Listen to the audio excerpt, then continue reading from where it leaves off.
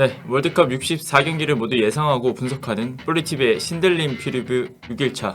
네, 벌써 6일차인데요. 이제 월드컵 2차전 첫 번째 일정부터 프리뷰를 해보겠습니다. 오늘은 A조 카타르 대 세네갈, 네덜란드 대 에콰도르, 그리고 B조의 웨일즈 대 이란, 잉글랜드 대 미국의 경기를 다뤄보겠습니다. 핵심 분석 경기는 6일차 마지막 경기인 잉글랜드 대 미국입니다. 네, 저는 윤희영 기자고요. 오늘은 저 혼자 분석을 진행해보도록 하겠습니다. 먼저 잉글랜드 대 미국의 경기는 26일 오전 4시 카타르 알코르에 위치한 알베이트 스타디움에서 열립니다. 1차전 결과부터 살펴보겠습니다. 잉글랜드는 1차전에서 이란에 6대2 대승을 거뒀습니다. 주드 벨링엄의 선제골을 시작으로 부카요 사카, 라임 스털링, 마커스 레시포드, 잭 그릴리시가 득점을 연이어 기록했고요. 미국은 1차전에서 웨일즈와 1대1 무승부를 거뒀습니다. 전반전에 티머시 웨아가 선제골을 넣었지만 후반전에 가레스 베일의 페널티킥 동점골을 허용하면서 아쉽게 승리를 지키지 못했습니다. 잉글랜드 전력 살펴보겠습니다. 첫 경기부터 6골을 넣은 잉글랜드는 월드컵 개막 전까지는 좀 무승 행진을 이어오면서 굉장히 분위기가 좋지는 않았습니다.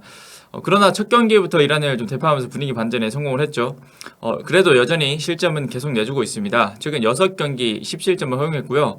무실점 경기는 한 경기뿐이었습니다. 그래도 첫 경기에서 좋은 모습을 보여주면서 이제는 우승 후보다라는 말까지 나오고 있습니다. 잉글랜드 선수단을 살펴보면 굉장히 화려합니다. 우리가 다 아는 선수들이 굉장히 질비한데요. 사우스게이트 감독이 3백도 쓰고 포백도 쓰고 있습니다. 이란전에서는 포백을 활용해서 굉장히 대승을 이끌어냈죠.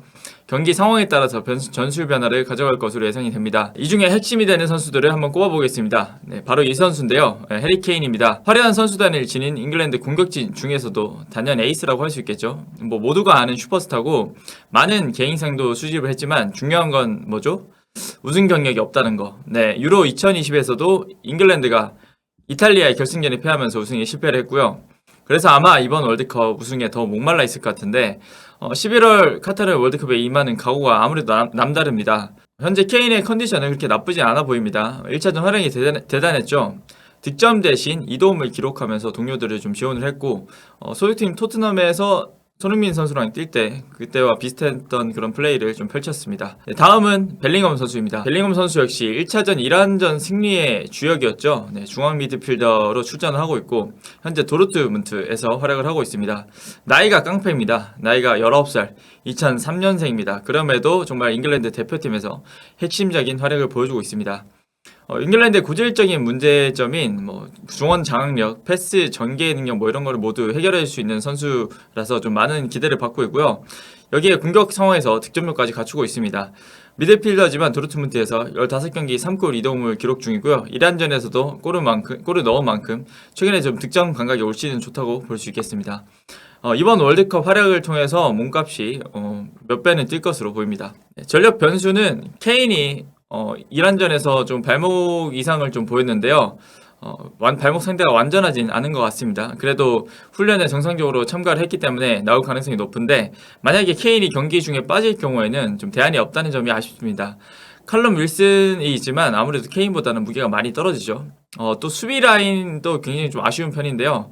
이란전에서 후반전에 2골을 내준 만큼 수비 안정성이나 집중력을 이번 경기에서 얼마나 끌어올리냐가 관건이 될 수 있습니다. 카일 워커 선수도 출전이 가능할 수도 있는데 워커가 기용될 경우에는 오른쪽 스토퍼 역할을 맡으면서 3백 전환도 한번 생각해 볼 수 있겠습니다. 상대 전적에서는 잉글랜드가 미국을 압도를 하고 있습니다. 역대 11번 맞붙었고요. 잉글랜드가 8승을 거뒀습니다. 가장 최근 평가전은 2018년 11월이었는데요. 잉글랜드가 당시 3대0 대승을 거뒀습니다.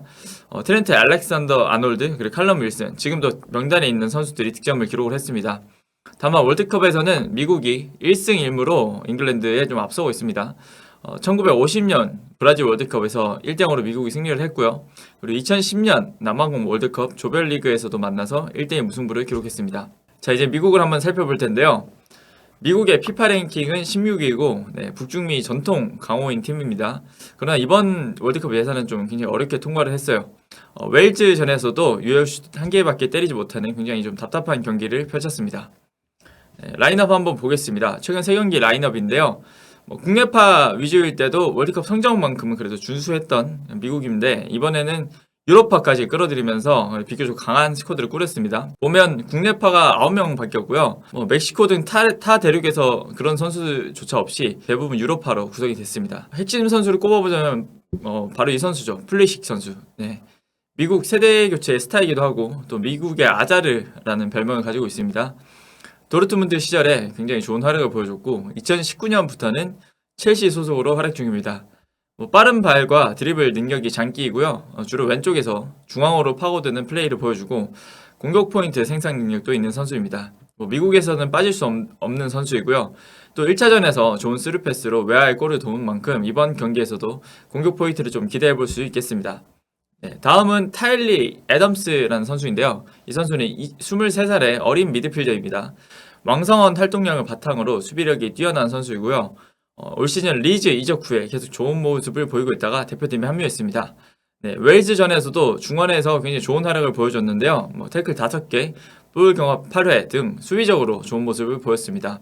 아무래도 프리미어리그에서 뛰는 선수인 만큼 잉글랜드 대표팀 선수들이 익숙할 수는 있겠죠. 미국엔 주요 부상자는 없습니다. 네, 웨스턴 맥케니 미드필더에 뛰는 선수인데 이 선수가 허벅지에 부상이 좀 있는 듯 했지만 웨일즈전에서는 또 선발로 뛰었습니다. 이번 경기에서도 무리 없이 선발로 나오지 않을까 예상이 됩니다. 자, 다른 3경기 간략하게 살펴보겠습니다. 네, 먼저 B조 2차전 경기입니다. 웨일즈와 이란이 25일 아메드 빈 알리 스타디움에서 맞붙습니다. 웨일즈는 64년 만에 월드컵에 복귀한 팀인데요. 레알 마드리드에서 뛰던 가레스 베일이 팀을 이끌고 있습니다.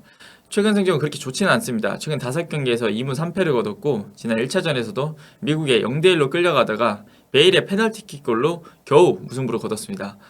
중간이 좀 아쉬운데요. 램지는 부진하고 있고 앨런은 햄스트링 부상으로 지난 경기에서는 벤치에만 있었습니다. 그래도 베일을 비롯해서 제임스나 존슨 이런 발빠른 선수들이 공격진에 있어서 속공을 기대해 볼 수는 있겠습니다. 이란은 케이로스 감독이 9월에 부임하면서 월드컵에 나섰는데 첫 경기부터 2대6 대패를 당하면서 분위기가 좋지 않습니다. A매치 최근 5경기는 2승 1무 2패를 거뒀습니다. 평가전 3경기는 무패 행진 중이었는데 잉글랜드전 대패가 아무래도 독이 됐죠. 그래도 골을 넣어줄 선수들이 있습니다. 잉글랜드를 상대로 2골을 넣은 타레미가 좀 위협적일 것으로 예상이 됩니다. 그리고 전 이탈리아 에이스였던 아즈문 역시 활약을 해줘야 할 것으로 보입니다. A조에서는 카타르와 세네갈이 맞붙습니다. 개최국 카타르는 오래된 합수까지 가지면서 월드컵을 준비를 했는데요. 개막전에서 에콰도르에 0대1로 패하며 월드컵 개최국으로서는 첫 경기에서 최초로 패하는 그런 굴욕을 당했습니다. 핵심 공격수들의 활약이 좀 중요할 것 같은데 2019년 아시안컵에서 9골을 넣었던 선수죠. 또 그러면서 득점왕과 MVP도 차지했는데 알모에즈 알리 이 선수가 좀 골을 넣어줘야 합니다. 세네갈 같은 경우에는 이집트를 겪고 16년 만에 본선에 참가를 했는데 대회 전부터 에이스 사디오 마네 선수가 부상을 당하는 악재가 있었어요. 결국 1차전에서 네덜란드에 0대2로 패하면서 첫 패배를 당했고요. 또 잘 맞고 굉장히 수비적으로 잘 맞고 있었는데 골키퍼 에드와르 맨디가 좀 결정적인 실수를 범하면서 불안한 모습을 보였습니다. 아쉬운 점은 네덜란드전에서 나섰던 수비형 미드필더 쿠야테가 좀 부상을 당해서 이번 경기 출전이 좀 어려울 수 있습니다. 두 팀의 상대 전적은 없고요. 이번이 첫 맞대결인데요. 이번에 패할 경우에 사실상 두 팀 모두 16강 진출이 어렵기 때문에 사활을 걸 것으로 예상됩니다. 마지막은 네덜란드 대 에콰도르입니다. 네덜란드는 루이스 바날 감독이 이번에 팀을 이끌고 있고 2021년 8월부터 부임을 해서 계속 팀을 이끌고 있습니다. 최근 A매치 4연승을 달리면서 분위기도 굉장히 좋고요. 1차전에서 세네갈이 2대0으로 이기면서 기분 좋게 월드컵을 출발을 했습니다. 근데 맨피스 데파이가 부상으로 컨디션이 좀 난조를 겪고 있는데 그래도 지난 경기에서 후반전을 소화한 거는 좀 긍정적이라고 볼 수 있겠습니다. 에콰도르는 피파 랭킹 44위이지만 최근 흐름은 괜찮습니다. 최근 A매치 2승 3무로 무패 행진 중입니다. 그래도 개최국 카타르를 2대0으로 잡으면서 좀 기분 좋게 출발을 했습니다. 전력이나 상대 전적은 네덜란드가 우세합니다. 네덜란드는 두 번의 맞대결에서 1승 1무를 거뒀고요. 2014년 맞대결에서는 1대1 무승부를 거뒀는데 그때도 바날 감독이 이끌었네요. 자, 이제 승부 예측 시간입니다. 먼저 잉글랜드 대 미국인데요. 저희 기자들은 모두 다 잉글랜드의 승리를 예상을 했습니다. 아무래도 잉글랜드가 1차전에서 굉장히 막강한 활약을 보여준 만큼 상대적으로 전력도 강하고 그래서 미국을 상대로도 압도하지 않을까 좀 그런 예상일 것 같습니다. 자, 웨일스 대 이란의 경기 한번 예측해 보겠습니다. 이 경기는 의견이 좀 갈렸는데요. 서영욱 위원과 저는 이란을 예측했고 김정용 조효정 기자는 무승부를 예상을 했습니다. 아무래도 두 팀 다 공격력이 강하진 않아서 좀 지루한 경기가 될 수는 있는데 그래도 최근에 아시아 팀들이 분위기를 탄 만큼 뭐 이란도 잉글랜드 전에서 그래도 마레골을 넣기도 했고 그런 만큼 저는 이란이 조금 더 승리할 가능성이 높지 않을까 그렇게 예상을 했습니다. 다음은 카타르 대 세네갈 경기입니다. 이 경기 역시 아무래도 의견이 좀 갈렸는데요. 서영욱 위원과 그리고 조효준 기자가 세네갈 승리를 예상을 했고 저랑 김정용 기자는 무승부를 예상했습니다. 네.